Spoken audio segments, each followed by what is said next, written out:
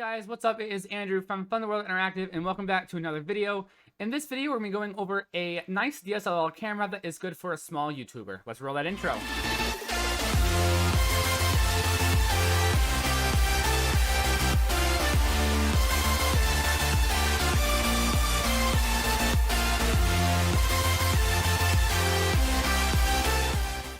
The camera in question today is the Nikon D5200 DSLR camera from Nikon. This is a 24 megapixel camera that can record at 1080p 60 and also at 720p as well. We have the micro SD card slot right over here and this little flap. And on the other side, we also have another flap that has your mic in, GPS, mini HDMI, along with a AV out right here.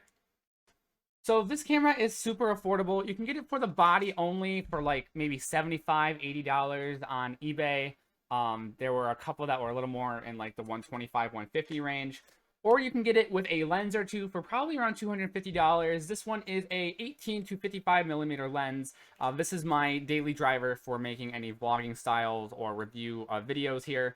And this specific lens is what also I use. I have a wider lens. I think it's like a 55 to a 120 also in my camera bag. I don't use it as often, but there are certain use cases I do use it for. This does have one hot shoe that you can use to add a external microphone to. I have one of these little 1 to 3 horseshoes, so I have one on each side and on the top, so I can have like a little light, a microphone, or a holder for a wireless mic receiver, which I do use a decent amount of time. But right here, there is a flash. The flash can be on, off, or on auto mode, depending on what sort of environment you're in.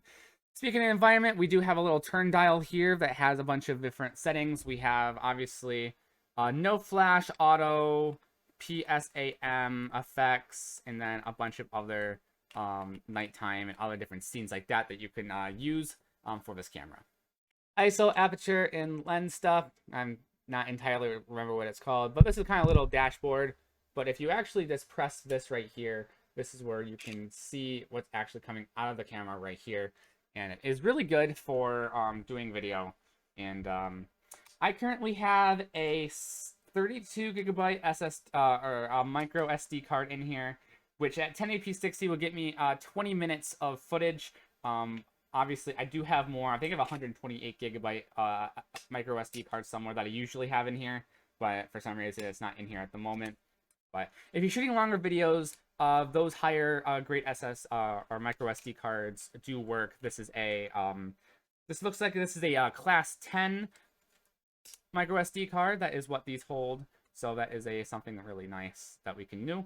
We're now going to cut on over to this camera. We're going to look at the stock 1080p 60 on auto with the auto microphone settings on, and then we'll also hook up my shotgun mic and also enter manual mode where we can set the manual zoom and focus as well, just to show you guys how this mic actually works. Hey guys, what's up? It is Andrew, and this is me filming on this camera. This is stock settings, me talking at a normal voice level, and this is stock settings with camera or a microphone on auto, so it's automatically doing the microphone levels. This is me holding it arm's length away. My arm's getting a little bit tired, so I'm going to set it up on this top part right here, just so I can sit and talk here, or stand and talk, I guess. So I also have it on manual focus. So this is me. I'm probably roughly maybe 4 or 5 feet away from the microphone. So I'm not going to hear this until I edit it, so I will tell you guys what I think at the final part of this video.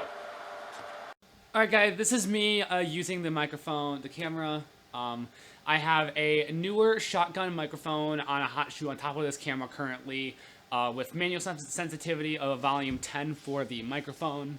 Let me kneel down like this. So I'm talking again at a normal voice, maybe a little bit higher. So let me know what you guys think. Obviously, camera settings for you guys can be dialed and adjusted to fit your guys' needs. There also is no foam piece on top of this microphone since my dog ate it, so it might sound a little bit different than if you actually have, it might sound a little bit worse than if you actually have that foam piece on top.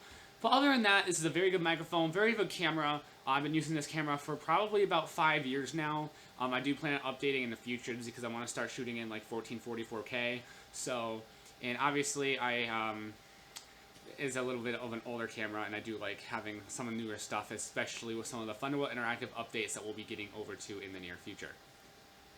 Alright, so let's head back over to my computer, and I'm going to edit these videos, and I'll let you know what you guys think after this. Alright, you guys, we are back at the computer. I just finished editing those two videos, got them into DaVinci Resolve, and I did edit the volume a little bit. I normalized the volume of -9 decibels just so it kind of fits the whole entire video, so it's not like super loud and anything.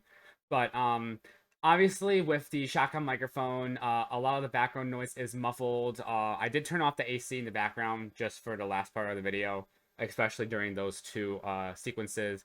In the first one, you could definitely hear the server rack in the background running, but it was a little more faint with the Shogun microphone. Obviously, the onboard microphone is really good for just doing family video, but if you do want to use this for YouTube, I would recommend getting a lavalier or a Shogun microphone. I just use Shogun microphones just because wired microphones seems to be a lot easier for me, and I don't have to have anything clipped on my shirt. But I do plan on getting a lavalier microphone here in the future for some of our more higher production level that we're gonna be doing. Like soon, we're gonna be getting a white cardboard station, box station to do some B-roll. So we have our object surrounded by white. So that'll be something that we'll have in the future as well here. But I hope you guys enjoyed this little video on the Nikon D5200 DSLR camera by Nikon.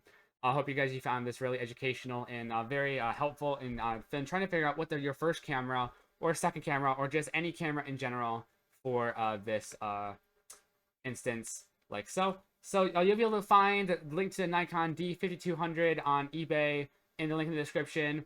Also to this DX 18-55mm lens that I've been using throughout this entire video, and a couple other things in the link in the description as well, such as that microphone and anything else that I may have used will be down to the link in the description. So I hope you guys enjoyed this video, and we will have a wonderful day. Let's roll that outro.